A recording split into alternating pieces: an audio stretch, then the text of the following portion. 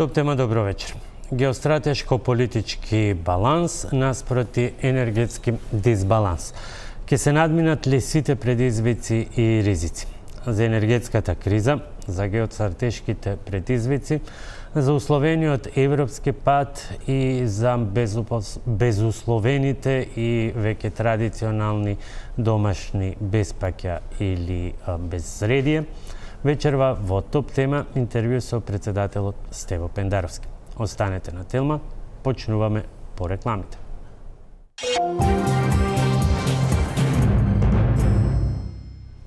Гостин вечерва во топ тема председателот Стево Пендаровски. Председателе, добро вечер и добре дојдовте. Добро вечер, добре најдов. Специфичен ден е малку денеска. Председателе, колку на професорот Пендаровски му фали денеска првиот академски час? Па сега, не би бил фер према сите они луѓе кои ме гласале пред 3 и нешто години за оваа работа, да кажам дека ми недостасува. Тогаш критичарите би рекле, па што не се откажеш од мандатот и да одиш да предаваш. Таа е убава една атмосфера и убава работа, меѓутоа помалку стресна, многу помалку стресна. Меѓутоа и ова си има своји предизвици и се разбира не сме се нафатиле случајно на оваа работа. Ако ми дозволите на мала паралела, неодамна на една свеченост на еден заеднички пријател, познаник, има прилика да седам до таа вечер до првнешниот министер за финансии, Тевдовски, кој е вратен од престојот во САД, од Вашингтон и кажуваше како му е се само као професор на економскиот факултет, вели има многу време, денот не ми поминува, вели. За разлика од кога бил министер, кога малку ти се 24 сати. Слушнавме денеска многу пораки кон бруцошите за важноста, значењето на човечкиот капитал, за вложувањето во образованието. Имате ли после овие неколку години на председателската функција или условно од другата страна, од страната на креаторите на политиките, впечаток дека воопшто нешто се менува на овој план за овие говори на ректорите, на функционерите кои што одат на првиот школски час, да не бидат само флоскула, како што некако реално звучат? Да ви кажам најотворено, мислам дека работите не се битно променети од 10 години предходно. Значи, од кога дојдела политичка постава на власт. Зошто? Има веројатно многу причини. Ја не сум експерт за образованието, иако сум бил практичен во сферата на образованието. Не се направија според мене на самиот почеток по промената на власта, 2017 мај, јуни месец, тој период кој престоеше, не се направија пар работи кои мораа да се направат за да се постави образованието колку толку на подновени, ако не сосема на нови основи. Прво мораше да се направи ревизија на сите факултети и универзитети кои беа отворени изминатите 10 години, дека сите знаеме дека за тоа не постоеше кадар, не постоеа услови и не постоеше потреба. Тоа не се направи. Се носеа професори од Скопје во Комбиња да држат предавање низ Западна и Источна Македонија и ги враќаа назад и знаеме како на крајот се добиваа дипломи таму. И друга работа која според мене беше уште поважна, низ регуларниве тела во образованието, требаше да се стават на ревизија сите дипломи, а особено магистериуми и докторати кои беа во тој период добиени и при тоа се разбира немам никаков проблем тоа да се прошири и да оди и наназад. Што знаете дека имаме инфлација на доктори, на магистри, на дипломирани луѓе и сега се чудиме, еден од министрите во влада сега пред некој ден кажуваше за работната сила која е кај нас. Вели над 90% се функционално неписмени. Таа функционална неписменост во наводници ја произведува ваквиот образовен систем. Ние мораме да влеземе со во стратешка смисла, ако гледаме, мораме да влеземе со фундаментални, не со козметички промени. За жал не гледам дека досега тоа е направено и дека има планови да се направат суштински промени во системот. Не е ли доцна за тие планови со оглед на тоа што го почнуваме оној прв дел од процесот на скрининг, кога и образованието и науката ќе бидат под лупа, а ние имаме дуплирани наставни програми, едно чудо правни факултети, наспроти тоа недостаток од кадар кој што би му требал на стопанството и конечно немаме ни анализа кои се тие стратешки правци кон кои што ќе го движиме стопанството во тој европски процес и што е она што треба да го произведеме како кадар за потребите на стопанство. Ова можам да ви го кажам, значи ви зборувам за состојбата во 2016 од кога моментот кога влегов во политиката, а до тој момент бев во образованието. Според моите тогашни колеги, во тој момент во цела држава, приватно или државно, сеедно, имаше, верували или не, 24 правни факултети. Јас сум самиот по основна вокација дипломиран правник, тоа не може да го издржат држави од по 50 милиони жители. И што е проблемот? Ние до ден денеска не успеавме да го мечираме она што е потреба на стопанството со тоа што ние го произведуваме како кадар во различни дисциплини. Многу малку ние ја вклучуваме ова како нарекуваме бизнис или стопанска заедница да ни помогне во правењето на курикулумите, значи на наставните планови и програми. Не велам дека се треба да се комерцијализира, се разбира, имате дисциплини, особено артистичките дисциплини во кои не можете да прашате што бара пазарот, бидејќи тоа не оди на пазар.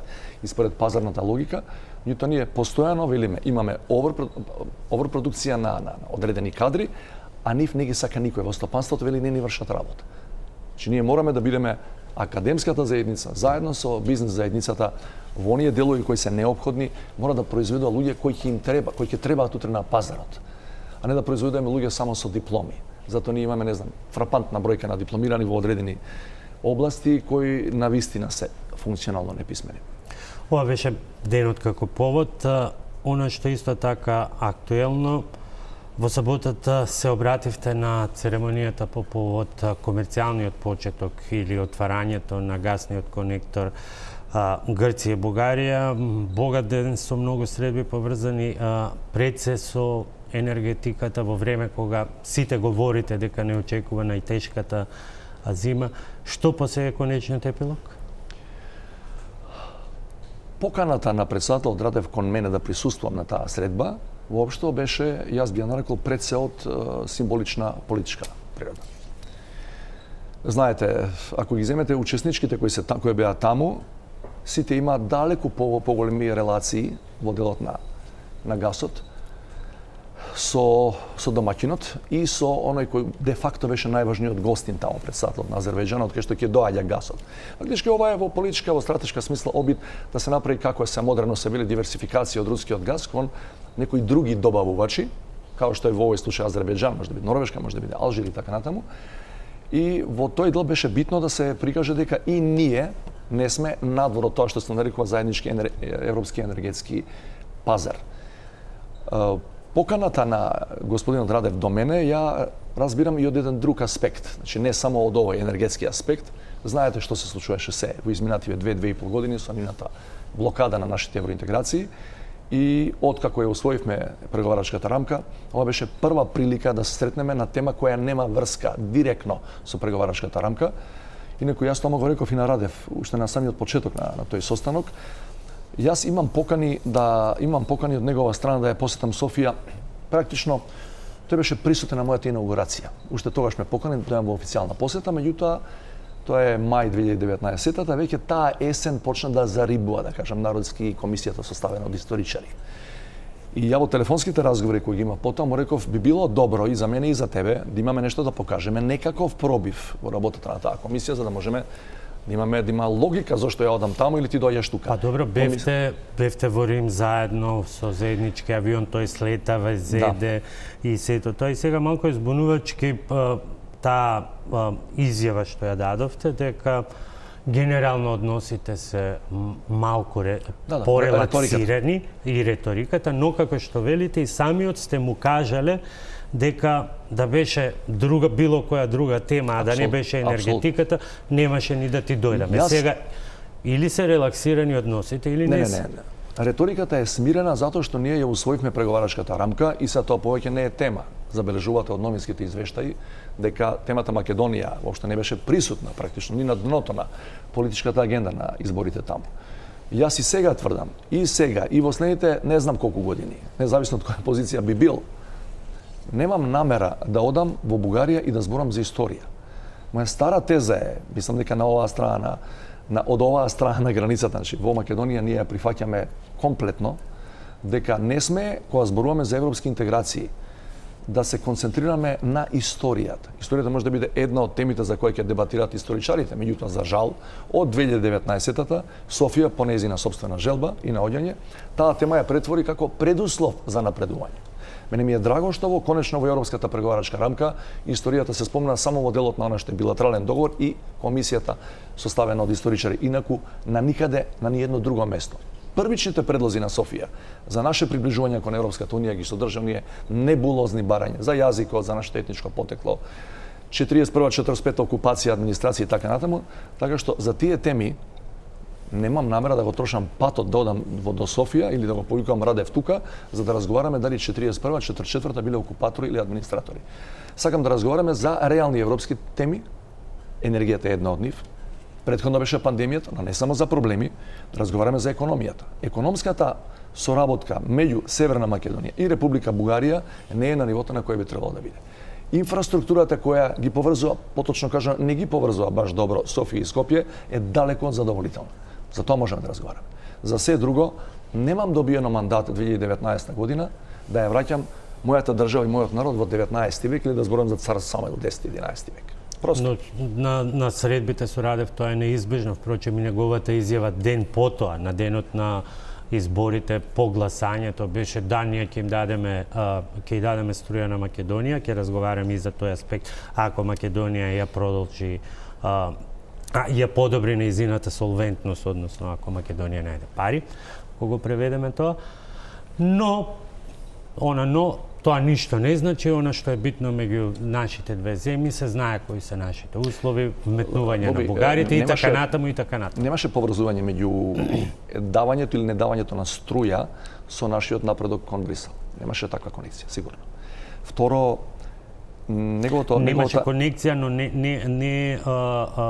не пропушти да нагласи дека тоа што ќе им дадеме ние струја не значи дека ќе попуштиме во било што. Мораше да го каже тоа, утре дента има избори парламентарни. Не, тоа го каже на денот на кога се гласањето. Да. Значи и второ, прашањето на солвентност наша не се постои воопшто бидејќи ние сме солвентни да купиме струја. Прашањето со струјата и дали воопшто тие ќе можат да извезат кон нас. И во тоа што има европски директиви кои се со сила на закон од земјите членки, кои не дозволуваат вие да извезувате на земја која не е членка, а претходно да не го понудите вишокот што го имате, тие неспорно го имаат, на други земји членки или директно на светскиот пазар, кај што цените се изгор. Тоа е разликата. Не е прашањето дали можеме ние да платиме или не може да платиме, ние можеме да платиме, меѓутоа зборуваме за билатерална испорака на струја од Бугарија до кај нас. Не зборуваме за тоа дали е цената висока или не. Цената велиме дека е висока на светските пазари и затоа бараме на билатерално ниво да направиме нешто. Тука работни групи работат. Мислам дека и денеска имаат уште еден состанок на таа тема. Енергетски експерти се разбира од двете страни и не би сакал да изнесувам во јавноста, меѓутоа точно се знае нашата максимално понудена цена која имаме намера да ја платиме, таа сигурно не е 1000 евра по мегават, како што е светската деновиве. И точно се знае цената која тие мислат дека под тоа не би била за нив оддржлива. Меѓутоа тоа се далеко од овие цени на светските пазари. Но проблемот е како да ги скршиш европските директиви, што значи повреда на закон и повлекува кривична одговорност. И имено затоа беше мојата заложба и предлог да бидеме во трилатерала со фон дер Лајен, затоа што од бугарска страна образложението беше дека ако ние извеземе директно билатерално кон вас, а не одиме на светските пазари, можеме да бидеме пенализирани, да бидеме санкционирани од Европската комисија. Фон дер Лајен вели дека има начин, ако тоа го направите така директно нема да биде дозволено, се разбира, но има начин со преку тие солидарни компензациони фондови да ја обештетиме Северна Македонија за тоа што ќе биде разликата меѓу светските цени и ова што Бугарија ќе ни го извезе. Тоа значи дека повторно би одело директно на пазарот, а не во билатерален договор. Тоа е опцијата која добивме од Европската унија, со тоа што фон дер Лајен рече, јас бев придружуван од министрот за економија, Крешник Бектеши, дека вели веднаш стапете во контакт со комесарот за енергија на Европската комисија, да ги видите сите финеси, ако е возможно и така, меѓутоа вели не би сакал да ги кршиме европските директиви, за да направиме. Инаку, ако ја следите внимателно изјавата на фон дер Лајен после таа средба, и таа зборува за ова што јас пред малку го загатнав, дека извозот на струја од Бугарија кон нас би имал и геополитичка или политичка димензија. Ја го кажувам тоа и тоа не е шега, јас му реков и на Радев, значи ако ние направиме ваков дил по цени кои ќе ги договориме, не бадијала, не за џабе, Тоа ќе биде, може, фон дер Лајен вели game changer, може да ја промени играта. Ја му реков, ова може да биде прва позитивна вест која дошла од Софија до Скопје у изминативе 2 години. Инаку претходно имавме само условување и овој однос кој ти го кажуваш со формулациите кои ги ставаш во твоето прашање, тоа е патерналистички однос кој не го трпи никој. Или сме еднакви на маса или не, тоа е точна квалификација. Меѓутоа или сме еднакви јас и ти, или од позиција на, знаете, ја ќе ти кажам сега тебе нешто, ти мораш да ме слушаш само затоа што си членка на ЕУ, а ја не сум, тоа нема да го прифати никој од оваа страна. Мислев на делот на ова се веќе малку по подробни детали, бидејќи она што го кажа бугарскиот претседател беше буквално поедноставено дека она што Европската унија треба да го направи е да ја надополни цената за солвентноста на разликата во можностите за плаќање на Македонија. Од друга страна и вие споменавте можност да тоа се компензира со дел од европските фондови, правејќи паралела со ковид кризата. Заборавате ли дека всушност помошта за ковид од Европската унија беше и задоцнета релативно и беше всушност прелевање од една чаша во друга чаша. Практично ни беа одземени парите од ИПАРД програмата од земјоделие, за да може Австрија да купи вакцини во наше име и сега после тоа на крајот дел од тие пари кога останаа ни беа вратени. Така е, меѓутоа ние од кој дел од фондовите сега ние би се откажале, бидејќи сме во фаза на планирање на ИПА 3. Значи постојат посебни механизми, тоа што нашата јавност не го знае, претпоставам бидејќи е постручно. Македонија е дел од енергетската заедница на Југоисточна Европа, се нарекува тоа. Заедно со дел од регионот. Ние не сме членки на Европската. Меѓутоа, енергетската заедница комплет, заедно со нас, влегува во она што се нарекува Европски заеднички енергетски пазар. И таму постојат интерни механизми во кои нам може да ни се помогне, особено затоа што сега, како што доаѓа зимата и имаме руската инвазија во Украина, Европа има дополнително донесено неколку механизми кои ќе ни овозможат не само на нас, туку и на другите држави од Западниот Балкан или кои сака компензација, ги нарекува солидарни фондови, кои важат и ќе важат само во време на криза, значи додека трае оваа ситуација со високите цени на енергентите. Немој да заборавите, значи ние добивме подоцна вакцини, меѓутоа добивме многу побрзо отколку кога би биле потполно сами оставени да ги набавуваме. Останува и фактот дека за вакцините кои што ги купи Австрија ни беа земени пари од претходно доделени европски пари. Цената по која ги купивме преку тие трансакции што ги нарекувате е, еве за ваша информација, во тој момент 2,5 до 3 пати помала од она што можевме да ја добиеме ако одевме, ајде да ја наречеме на светски пазар, да набавуваме од Хонг Конг или Сингапур во тоа време. Тоа е јасно, но кога работите ќе се сведат на ветување на Европската комисија дека таа нешто ќе компензира или ќе се бараат тие споредни патишта низ тие огромни бриселски лавиринти, тогаш прашањето се поставува колку е реално тоа да се оствари во овој момент, бидејќи на нас струја не ни треба од утре, туку практично ни треба од вчера. Еве го делот од разговорот со фон дер Лајен, мојот со неа. Не е тоа никаква индискреција. Ја прашав, ако одиме по овој пат, треба да се аплицира. Има формулари, како вине, буквално како на шалтер. Значи во Европската унија, во Европската комисија. Дали е тоа работа на месеци или на недели? Или на не дај Боже на години, за да добиеме? Вели тоа е работа на недели. За да ги добиете парите назад. Струја ќе добиете веднаш. Знаете што, мене ми е во мој одговор, кој е само 3 минути, претпоставам дека сте го исчитали до крај или сте го изслушале, јас зборувам дека луѓето кои живеат во овој регион се уморни више од европската риторика и бараат конкретни активности. Нашите граѓани очекуваат помалку риторика и по-конкретна поддршка. Во вакви околности, најдобриот начин за облажување на негативните последици врз нашите економии е Европската унија да го одобри нашето пристапување во нејзините механизми. Порете таа изјава. Денеска повторно ја слушаме таа изјава од идентичен став и од средбата на премиерот Ковачевски со амбасадорот Гир. Европската солидарност. Но имаме горчливо искуство. Овој пат ситуацијата е комплицирана и во Европа, а кај нас па уште повеќе. Боби, јас согласувам дека искуството ни е горчливо и имаме бројки кои може да ја измера таа горчина. Во изминативе 18 месеци поддршката за нашите евроинтеграции е падната за 25%. Не само бугарската блокада, него и 17 години чекање во чекалната за да почне. Па и требаше нова методологија, па не знам што не требаше, па проблемот со Грција. Значи тоа се на купче се собра, апсолутно се согласувам. Да, едноставно ставот е на Европа не се верува. И тоа се трендови низ цел Западен Балкан. Не постои, ве уверувам бидејќи ги знам бројките и анкетите, ниту една држава од 6 на Западниот Балкан каде што поддршката за членство во Европска унија е денес поголемо од споредено со она од пред 5 години. Сега во тој дел ако ми дозволиш да додадам бидејќи и тоа е едно контроверзно прашање, иако ние го поддржавме на почетокот сите. На 6 овој месец во Прага се одржува таа толку извикана, толку долго најавувана Европска политичка заедница.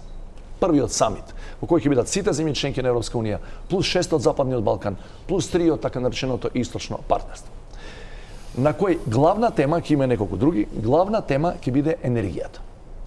Свикана е со намера, тоа е старата идеја на Макрон, која ја поддржа Шолц, ја поддржавме сите понатаму, и членки и нечленки, вели да разговараме за стратешки прашања. Како вие кои не сте членки, додека не станете членки, да не се почувствувате изолирани и да кажете што мислите за битни прашања. Тоа не е само имиграцијата што беше порано. Тоа е сега енергијата, претходно беше пандемијата, руската агресија во Украина и така. Интересно е, например, на најавено е присуство, не знам на кој ниво, на Велика Британија, која излезе од Европската унија. Така што ќе биде тоа сами и повторно се враќаме на претходното прашање. Ќе биде самит на реторика, председателе, и тоа се враќаме повторно. Ќе биде ли самит на реторика тоа, бидејќи еве што се случи со фамозниот инвестициски фонд кој што толку силно произлезе од берлинскиот процес? 2020, знам точно за што зборувате, 2020 јануари доаѓа Вархелје во Скопје, меѓу другите и кај мене, и вели имаме 9 милиарди евра во тој фонд. Ја му велам ако е тоа вистина, од што нам требаше да ни припадне милиарда и пол спрема популација, спрема големина на економија. Ако е тоа така, векам, дајте заедно да излеземе на пресконференција и да кажеме Европа подготвила мини Маршалов план за Западниот Балкан.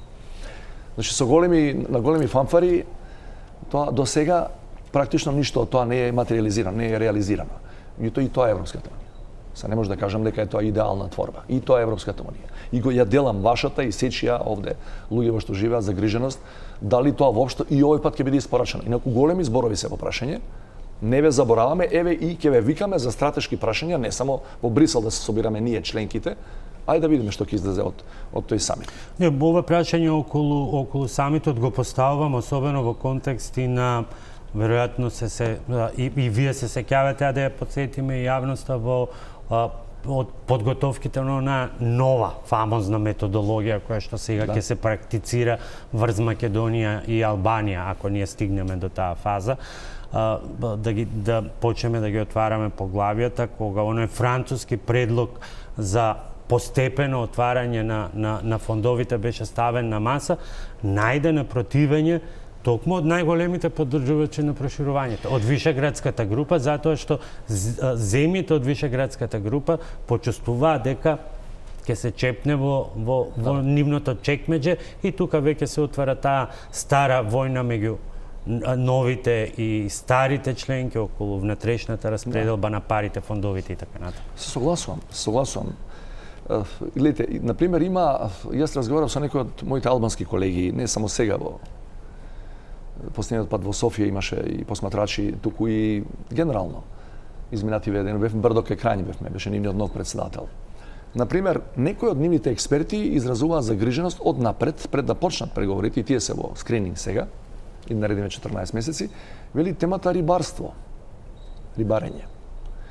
Тие би требало, утре кој ќе влезат во тоа поглавје, да се договорат за квоти на ловење на риба во Јадранот и подолу, со неколку други земји членки на Европската унија, каде што таа област е поприлично битна во стопанството.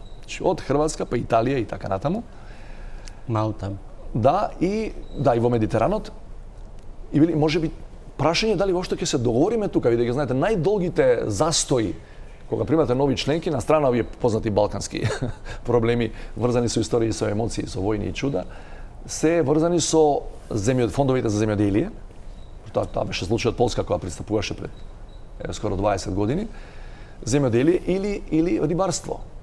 Така што една од главните причини зашто Британија не беше многу среќна додека беше во Европската унија беше именно тоа.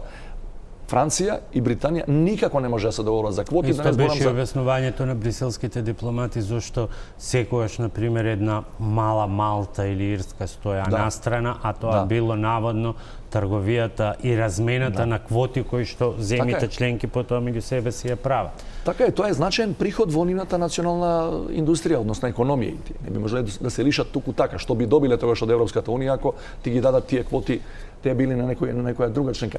Ако ми дозволиш две реченици за методологијата, новата методологија. Ние и Албанија допрва треба да почнеме по новата методологија после скринингот. Меѓутоа Црна Гора и Србија, и се враќаме на старата тема за инертноста на Европската унија, на гломазнота, таа хетерогена организација која по дефиниција бавно решава, некој пат и не решава, се согласуваме. Меѓутоа Црна Гора и Србија до овој момент, а има скоро 3 години како е изгласана новата методологија, немаат почнато да преговараат по новата методологија. Зборам практично да отворат конференција на која ќе почнат да зборуваат за некои од кластерите. А беа принудени да ја прифатат новата има право на избор, меѓутоа им беше речено дека новата методологија ќе ги забрза преговорите. До сега не се може ќе ги забрза, ама до сега не се почнати. И сега прашам зашто чекале 2,5-3 години за да почнат, па да видиме практични ефекти од новата методологија. И кога немаме исчекор и се завршува на вакви генерално завршува на вакви декларации и жалосно е што таа инертност на Европската унија доведе до тој песимизам и недоверба во унијата. Е сега повторно да се вратиме на енергетиката. Како да се надеваме дека ќе ја добиеме помошта која што на нас ни е навистина неочекувана, бидејќи да не заборавим. И вакцините беа прашање на 3 недели и инвестицијскиот фонд беше прашање на 5 недели.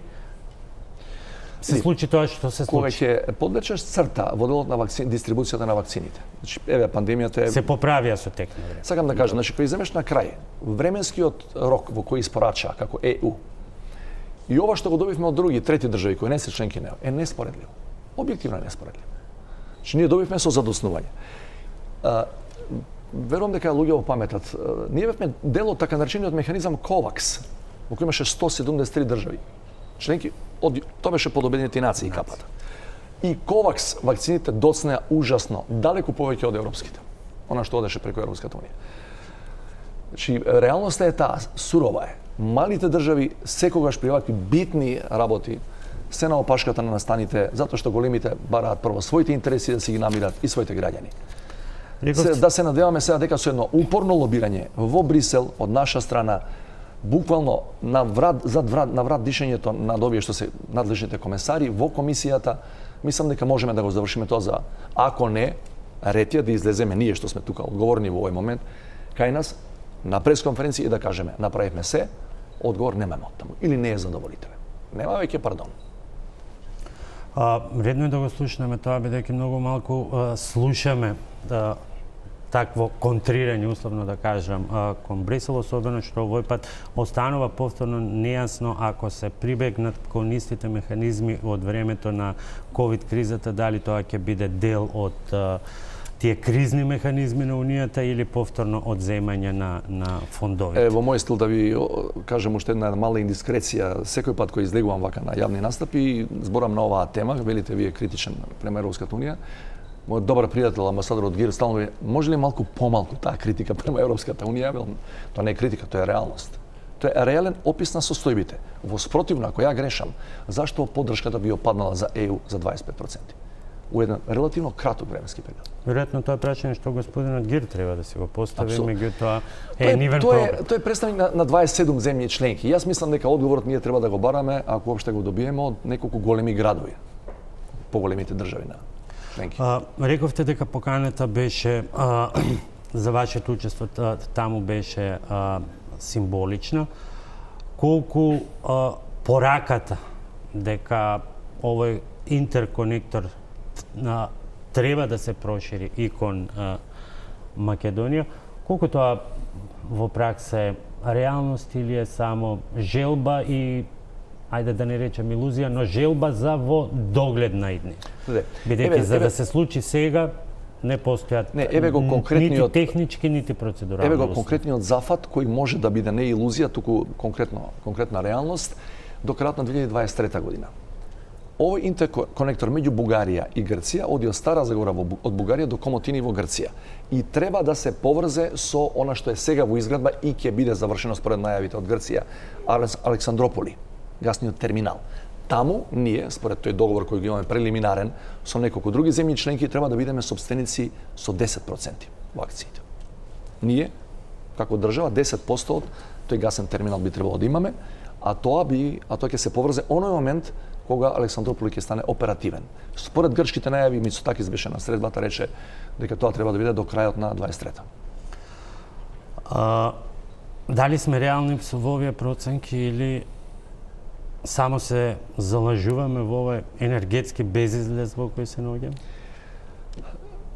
Клучните параметри на нашиот енергетски систем ги кажуваше и премиерот, ги знаеме сите. 50 години не е вложувано во капитални инвестиции. Тоа значи дека не постои ни една влада, ни еден председател, ни еден министер надлежен кој во меѓувреме нешто направил во својот мандат на оваа тема. Кој повеќе, кој помалку. И тоа е, за жал, стара наша болка. Ние многу малку размислуваме, а уште помалку правиме во таа така наречена критична инфраструктура. Јас се надам дека наредниот период, именно и оваа криза која е сега прилично бустирана од руската инвазија во Украина, ќе натера многу повеќе да размислуваме и за обновливи извори на енергија, и за градење на таа критична инфраструктура, и за градење на енергетска инфраструктура, па нека земе 10-15 години, меѓутоа да ја имаме дефинитивно и да биде наша, што се вели да не зависиме само од другите. Председател, имавме ли друг избор во овој македонски геостратешко политички баланс или избор за слепа послушност и следење на политиките на Европската Унија кон Русија, за да не се доведеме во овој ризик на тотален енергетски дисбаланс, кој што делумно е и наша домашна вина, делумно е и резултат на кризата. Ајде да земеме една ваква, да шпекулираме една предпоставена ситуација да направиме. Дека ние не сме се приклучили на ниту еден од 6 пакети санкции кои Европската Унија ги има кон, заедно со САД ги има кон Руската Федерација. Значи ние да одиме од прилика некаква неутрална позиција да имаме како Србија денес. Политички осудуваме, меѓутоа немаме никакви санкции према Руска Федерација или као некои држави во светот кои воопшто немаат ни политичка осуда. И во Србија има високи цени на енергенти. Бидејќи глобалните пазари тоа го диктираат. Зошто? Затоа што глобалните пазари се разнишани со тоа што се случува во Украина. Разбирате, значи еве да бевме најдобри пријатели со русите. Ја да отидев уште првиот ден на 24 февруари во Кремљ да се изгушам со Путин. Пак ги имавме овие цени на енергенти. Значи во оваа ситуација високите цени на енергијата се индуцирани од глобалната криза, односно предизвикана од руската инвазија во Украина. Тоа е проблемот. Значи ние можеме да зборуваме за тоа зошто првиот дел од проблемот, вториот дел од проблемот е нашата комплетна одсеченост. Тоа го констатиравме и е неспорно, произведуваме се помалку и помалку, така што не сме вложиле во капитални инвестиции, тоа го реков пред малку, не го крие никој, не сме да го крие никој. Треба да си преземеме одговорност и да кажеме дека е така. Не можеме само да се фалиме по рекламите. Меѓутоа, како изгледа кога еве некој ви вели, а пораките од Брисел си тие дека мора целосно да се усогласите со нашите надворешни политики и вие тоа го правите и седнувате со фон дер Лајен и на крајот таа ви вели па да видиме како тоа ќе се би можело да се реализира низ нашите процедури. Тогаш нема ништо од она вие испорачавте, ние испорачуваме. Ја нема солидарност. Гледате, значи не постои држава кандидат за членство, еве Албанија, која не го прави истото. Која ќе ајде да одиме со постојаните земји членки. Ја знаеме надворешната политика на Орбан и Унгарија. Секогаш кога се носи следен пакет на санкции во Брисел, тие секогаш имаат некоја задршка, бидејќи многу зависат од руската нафта и газ. Меѓутоа на крајот повторно се согласуваат. Има некои клаузули кои кај нас во јавноста не се толку познати. Неколку држави, не е само Унгарија, уште две други држави кои се многу зависни од рускиот газ и Бугарија е во одреден степен во таа група, бараат исклучок. Значи ние ќе поддржиме тоа и тоа, али во овој дел не, бидејќи би настанал крах на националната економија. Значи ако земји членки на Европската Унија во 90 и не знам колку проценти го следат она што ќе биде договорено во Брисел, а станува збор за земји кои се прилично различни меѓу себе, различни надворешно политички приоритети. И веќе го прифатиме тоа, ќе го додадеме на тој фактор дека ние сме плюс и земја членка на НАТО и едноставно мора да ја следиме еве таа политика. Меѓутоа, од друга страна, вие немате партнер кој што возвраќа на таа солидарност соодветно. Еве и да се согласам, со тебе, иако не се согласам, што е алтернативата? Сами, со 1.838.000 луѓе, овде можеме да истуркаме не оваа криза, генерално глобализираниот свет? Ја мислам не може. За да имаме некоја пристојност ниво на живеачка. Еве нека не е војна, еве нека не. Не го мислев воопшто тоа, мислев на поголемо инсистирање на поконкретни не резултати, но поконкретна помош од страна на Брисел. Боби, сите инсистираме на поконкретна помош, ама мали сме за да не слушнат. И ако си забележал изминативе години, бидејќи свативме дека држави 1, 2, 3 на Западниот Балкан, Србија најголема со 7 милиони, сите други сме под. Ако не се здружиме како Западен Балкан, а таму има политички проблеми меѓу некои држави кои не се сакаат или не се признаваат, ние се на хартија, сите 6 земји членки на Западен Балкан, на хартија, имаме 18 милиони. И најдобро е ако настапуваме како блок. Инаку, Полска има 40 милиони. Че има 2,5 пати безмалку од целиот Западен Балкан. И не секогаш незините барања се усвоени во Брисел. Само да ви кажам, или заедно ќе одиме за малку погласни да бидеме, или еден по еден, многу е тешко да ве чујат во Брисел, заедничкиот европски пазар по својот потенцијал е поголем и од кинескиот и од американскиот. Не, тоа е јасно и многу убаво изгледа оваа шема која што сега е договорена меѓу Србија, Македонија и Албанија, бидејќи Албанија исто така има своји специфични проблеми со производството на струја, недостаток бидејќи повеќе на обновливи извори на енергија, меѓутоа ги гледаме проблемите. Патот на гасот од Србија не се знае, цените од Турција ги нема. За Бугарија чекаме амин од Брисел и едноставно... Ама се тоа специфични проблеми. Еве за гасот од Србија. Србија има договор за увоз на газ од Газпром. И тоа е до 2030 година. И са прашање е дали, кога договарате, вели кој е end user, кој е крајниот корисник? Ти. Немаш право на реекспорт. Да ме вратам повторно на пандемијата, иако навидоме енергија и пандемија немаат врска едно со друго. Првите 5000 вакцини кои ги добивме од Вучич во тој период, ако ви текна прв дојде со куверчето. Можеше да добие дозвола. Можеше да добие дозвола затоа што Pfizer, регионалната канцеларија која е во Белград, вели никаков реекспорт. Особено во тој момент кога тоа беше поважно од се. Тоа е нешто слично како оружјето. Кој е крајниот корисник? Ти. Не може да го препродаш на Јемен.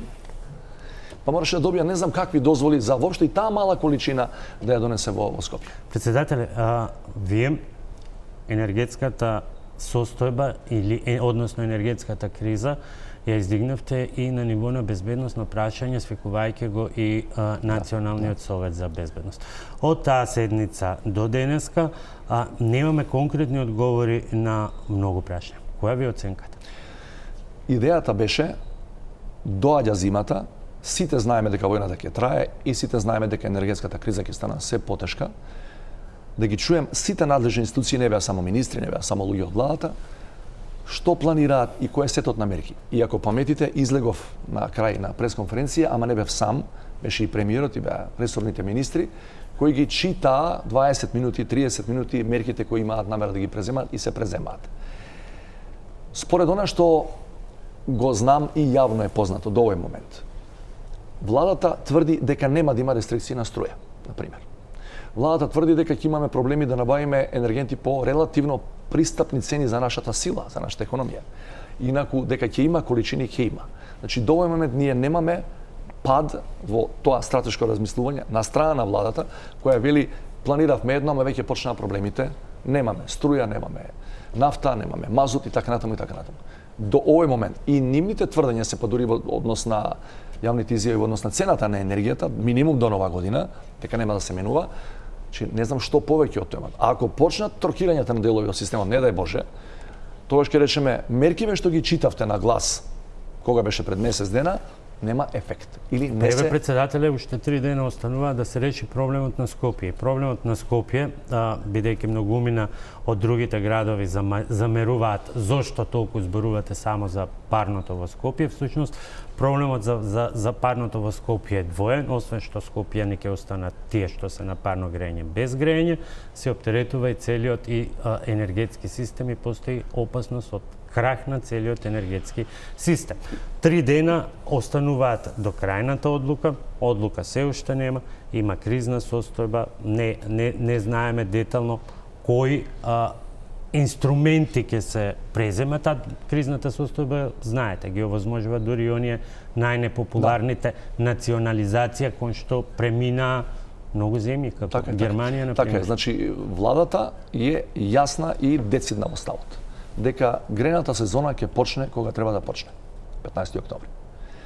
Дека независно како ќе биде решено во меѓувреме, ја понудија неколку варијанти, премиерот имаше пресконференција пред 2-3 дена, дека нема да се случи Скопјани да останат без парно грење. И еве го за неколку дена од денес кога разговараме, тоа нека биде првиот тест за тоа дали владата со сите своји најавени мерки за надминување на кризата или за облажување на ефектите од оваа криза, дали ќе го помине тој прв голем тест, зашто колку јас знам околу 60.000 луѓе се на парно грење во Скопје, што е една значајна бројка на наши граѓани, и ако тука крахираат, јасно ќе биде дека во еден дел не испорачуваат. Она што го ветиле пред граѓаните не го испорачуваат. Но велам, повторувам, има јасни изјави од страна на првите луѓе на владата и на првиот човек на владата дека Скопјани нема да останат без грење кога ќе почне грената сезона. Во говорот во Софија направивте таа паралела или врска од енергетско, геостратешко, тој енергетско, геостратешки, безбедносен триаголник. Во тој аспект, каква е состојбата во Македонија во овој момент според вашите проценти? Гледате дека практично не постои држава во таа така наречена Западна алијанса која не ги промени во значајна мерка своите геополитички приоритети. Прв, очигледен, најкрупен пример за кој многумина не веруваа дека ќе го дочекаме да го видиме Германија. Германија има за 180 степени има промена до својата надворешна политика, особено во однос на Руската Федерација. Практично се она што беше во 4 мандати на Меркел сега не важи, ни една буква, ни една запирка не важи од нејзината стратегија. Од градењето на Северен ток гасоводот до нејзините блиски односи со Путин. Значи Германија која ја влече се уште таа една негативна лезија од Втора светска војна, па и од Прва светска војна, да ви објави преку канцеларот, устата на канцеларот, неколку дена по почетокот на руската инвазија во Украина, дека ќе вложат дополнителни 100 милиарди евра во одбрана и да дава дури офанзивно оружје во Украина во оваа ситуација. Ја паметам дека секогаш кога требаше и нашите некои мисии после нашиот конфликт да доаѓаат овдека, прилично лесни мандати има мисиите, например на НАТО, германците сега тие ги викаат кевиц, ги викаат ограничување во рамки на националниот контингент, што можеш, што не можеш. Германските војници имаа прилично голем број ограничувања за тие лоши историски искуства. Сега Германија да има ваква политика и да има прилично една тотално измената реторика кон Москва, тоа беше за неверување. И многу други. Или, замислете, шокантно, Финска и Шведска сакаат да станат членки на НАТО, што е тотален обрт у геостратегијата на тие држави кои имаат прилично една бурна историја во еден дел со Руската Федерација. И јавното мислење знаете дека скоро никогаш до 24 февруари не беше за членство во оваа војно-политичка алијанса. Така што јасен е пресвртот кој се направи и јасен е патот по кој треба да се оди. Не ви остава, видите, Путин не ви остави избор уствари. Не ви остави избор. Во кој смисол? Па со ова, во 2022 година, членка на постојана членка на Советот за безбедност на Обединети нации, влегува и сака да окупира друга членка на Обединети нации. Тоа малку кој веруваш. Малку кој веруваш. Меѓутоа се случи и денови се случи и уште еден чекор, а тоа е анектирањето на регионите каде што имаше референдум, колку овој чин на Москва носи нови геостратешки предизвици, бидејќи во овој момент тешко кој може да процени што следно може да се случи, колку сме далеко од она страшно можно притискање на црвените копчиња. Не би рекол дека треба да гледаме на тоа како на рутинска работа, не е. Иако е точно дека уште 2014 преку анексијата на Крим, Русија го направи истото. Си зема парче од украинска територија и се ја припои кон Русија. Меѓутоа, овој пат ја сега, гледам, експертскава заедница е прилично загрижена дали ова припојување на овие 4 региони плюс со Крим, дали може да значи дека ќе се биде исполнет еден од 4 предуслови за тактички нуклеарен удар на страна на Москва, бидејќи во нивната стратешка доктрина тие велат има 4 услови кога би можеле да употребат и нуклеарно оружје. Едно од тие е ако почувствуваат екзистенцијална закана за својата територија. Сега тие формално правно тие во Москва ги сметаат овие територии за своји.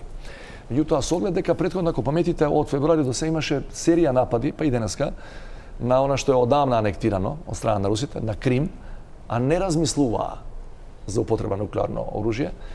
Јас мислам дека сепак нема да се оди во таа насока, но неопходно е целиот свет, особено најголемите, прилично предпазливо да праќаат пораки до другата страна, бидејќи ако така почне, за светот ќе нема враќање назад.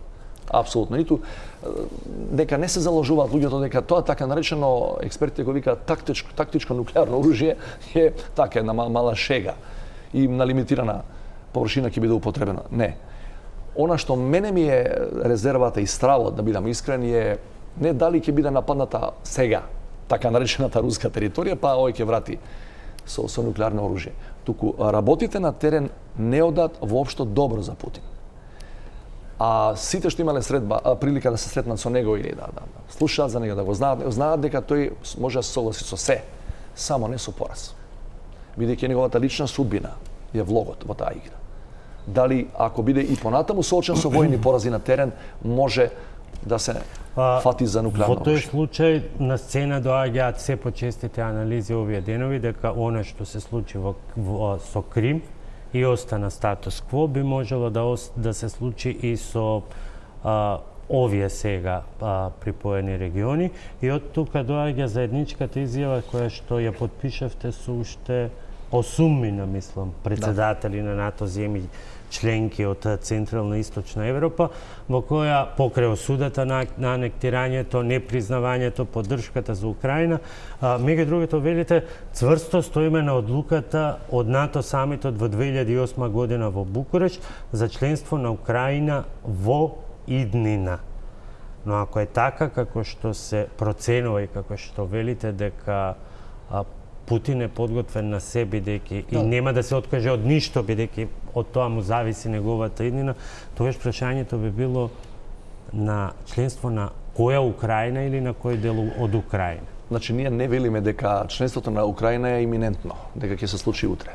Ние не велиме дека ако денеска ја примиме таква Украина, колку што е во посет на таа своја територија, дека тоа ќе го реши проблемот со Русија.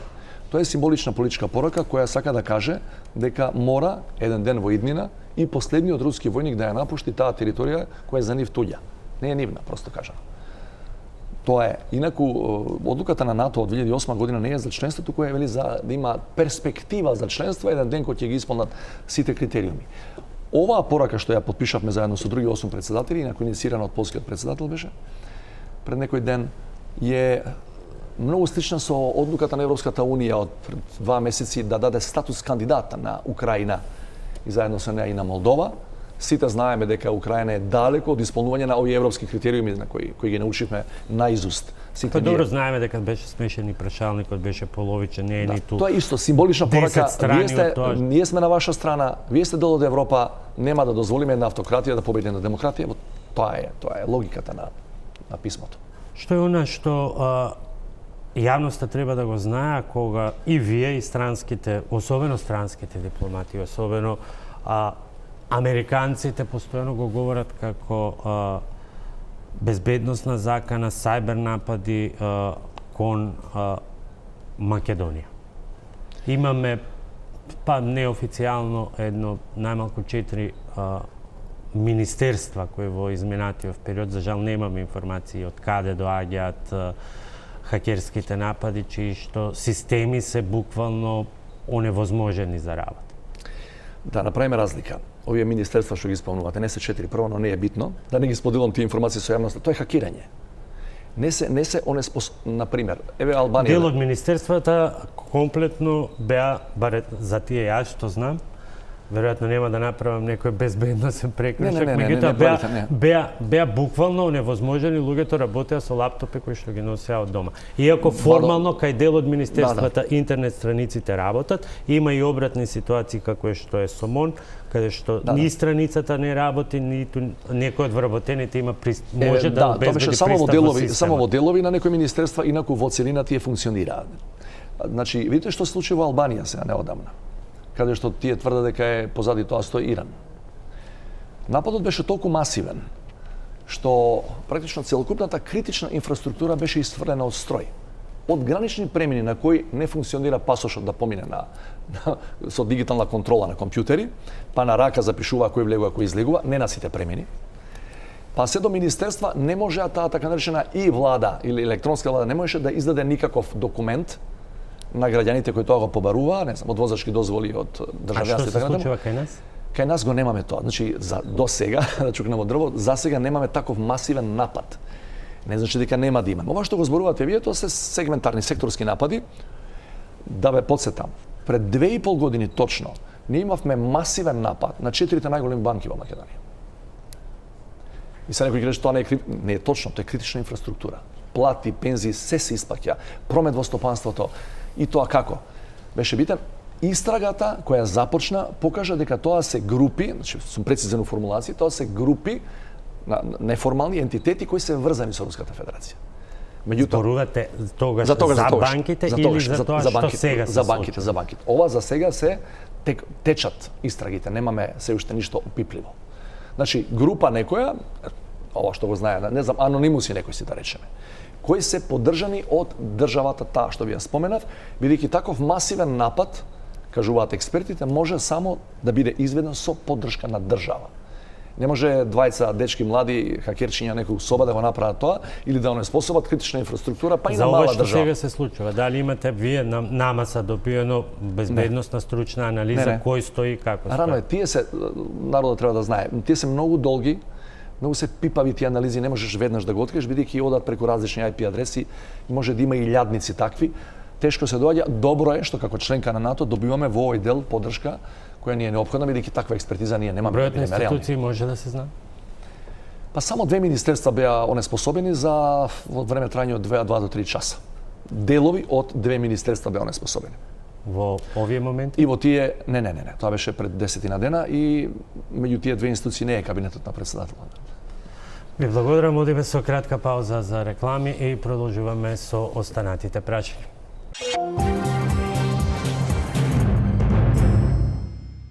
Се враќаме назад. Мој гостин вечерва претседателот Стево Пендаровски. Председателе, имам прашање уште за цела емисија, но мо остануваат само 6 минути.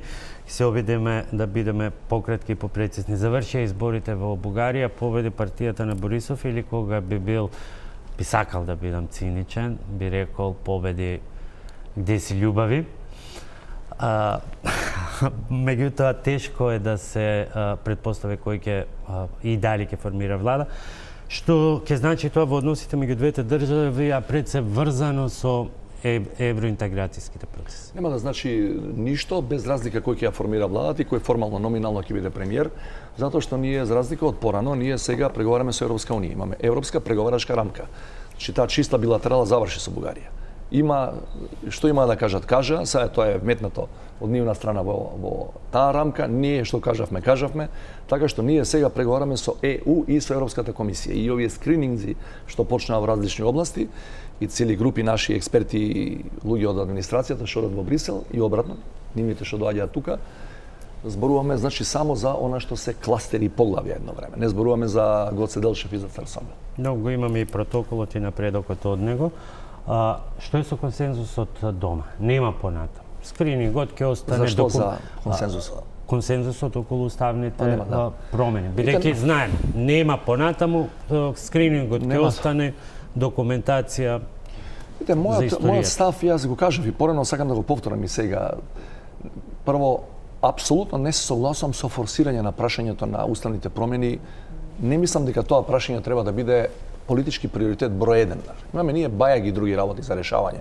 Да, но временски е врзано со трајањето на скринингот, а од друга страна ќе биде се потешко да се реализира, бидејќи се поклопува со периодот на предизборие во 2024 година. Што е пологично од тоа да на 1 декември формално ќе бидеме без скрининг, со завршен скрининг 2023 и имаме уште 4,5 месеци до следните избори. Што е пологично од тоа кој ќе ги доби изборите да тера понатаму со 2/3 ако сака. Зборам ако опозицијата биде во опозиција да го прави тоа. Не гледам причина да се форсира сега, бидејќи очигледно во овој момент според јавните изјави на сите актери, на сите 120 луѓе кои се во парламент, нема 80 луѓе кои би кренеле рака за тоа. Не гледам причина да се исцрпуваме ден за ден дали ќе имаме или нема да имаме и дали ни фалат 6 или 7 луѓе. Еден да фали немаме. Во моментов нема 80. На 11 октомври се отвора Сдруженијето Цар Борис, закон нема, она владино тело се уште не функционира. До кога како држава ќе овозможуваме вакви дрски провокации, како што впрочем беше и самото отварање на клубот на Ванчо Михајлов? Јас се залагав од првиот момент кога Ванчо Михајлов клубот беше отворен да се смени по итна постапка законот и да се воведе во рамки на законот номенклатура или регистар на имиња кои не можете да ги давате. Просто не можете да крстите здружение според Адолф Хитлер, според Мусолини, според Осама Бин Ладен и така натаму и така натаму. Невозможно. Тоа ни една држава во свет не го прави. Не мислам дека телото кое допрва треба да се формира ќе го реши проблемот, а затоа што чувме денеска и образложение од министерот за правда нема да работи ретроактивно. Ванчо Михајлов е регистриран 2019 од оваа држава. Тоа што сме спиеле како држава не оправдува. Уште спиеме. Да, и спиеме затоа што ние мораме да го промениме законот. Тоа тело не би сакал да го оспорувам уште пред да почне да работи, меѓутоа е објективно неформално тело кое нема голема правна фундираност и која може да дава само препораки. Друго е да имате закон и ќе речеш ти си го прекршил законот во тој и тој член. Не знам што е толку тешко, затоа што сум убеден дека и власта и опозицијата во едно попладне може да ги донесат тие измени. Тоа се 2-3 члена, не повеќе. Како се случи гафот, ако е гаф на градоначалникот на генерал штабот дека ќе има повторно служење војска? Тоа не е гаф, тоа е обид за отварање на дебата. Значи, знаете што, има во овој момент од членките на НАТО 6 членки имаат задолжителен воен рок. Во уште неколку се отвараат тие дебати. Дури во Србија, која не е членка на НАТО, па се од време на време се отвара таа дебата. Не мислам дека е греда да разговараме за тоа, инаку мојот став е јасен. Мислам, таа дебата во западниот свет е одамна решена во корист на професионални армии наспроти армија на регрути. Чудно е бидејќи истото е кај нас решено во сите национални стратегии кои што ги имаме, кои што се договарани со НАТО и така натаму. Началникот вели дека е тоа негово размислување, дали кој би се прашувал. Меѓутоа што очекувате друго од човек од малје во униформата? Тоа е војничко размислување и добро е што во неговата изјава прецизно вели, ако така решат политичките фактори. Замина времето, во кое бевме до 90-та, тој систем идеолошки, во кој луѓето во униформа диктираа каков ќе биде законот во таа област. Затоа станува збор од 90-та наму за цивилна контрола врз вооружените сили. Значи, ние цивилите или политичарите со доверба од народот на избори решаваат какви ќе бидат законите и пратениците ги гласаат. Така што сепак е началник на генерал штаб на кој што вие сте му врховен командант и кој требал да ги прочита сите стратегии национални и сите доктрини поврзани со НАТО. Тој не вели дека нема да ги применува. Не вели дека не ги почитува. Тој вели ако ме прашувате мене, вели, а го прашува на мене, ако ме прашувате мене, јас сум за тоа. Ја немам проблем. И видите, јас сум демократ. И не можам за искажано мислење да сменам никого. Најмалку началникот на генерал штаб. Тој до овој момент одлично си ја врши својата работа. Нема никаква задршка. Не повикав на смена, само укажувам дека звучи многу несериозно. Звучи затоа што ние имаме едно прилично ispolitizirana политичка сцена. Генерално во Македонија секој прашање се политизира. Се согласувам со вашиот печаток. Меѓутоа мислам дека не е проблем да продебатираме на таа тема. Не гледам проблем да дебатираме на таа тема. А се знае дека во таа насока нема да одиме, таа го реков и моето соопштение до јавноста. Председателе, како од утре ќе се грее вила водно? Ако има грејење за сите останати во Скопје, ќе се грее на истиот начин. Ако нема за останатите во Скопје, ние ќе го исклучиме грејењето исто така. Нема да имаме никаква привилегија во таа смисла, ја ви гарантирам и ве повикувам ако на 15 октомври во Скопје нема парно грејење, да дојдете на лице место со камера да утврдите дека и ние нема да имаме грејење. Во резиденцијата имате камин за палети или дрва за секој случај? Ќе мора да се снаоѓаме, да. Председател Пендаровски, ви благодарам што вечерва бевте мој гостин. Почитувани, ви благодарам на вниманието. Останете на програмите на Телма.